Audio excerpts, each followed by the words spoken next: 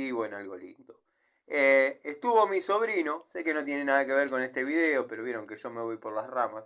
Estuvo mi sobrino, estuvo comparando él, que es mucho más obsesivo que yo, las dos unidades, y me dijo, la verdad que no tengo nada para decir. Es exactamente la misma Pico del Oro.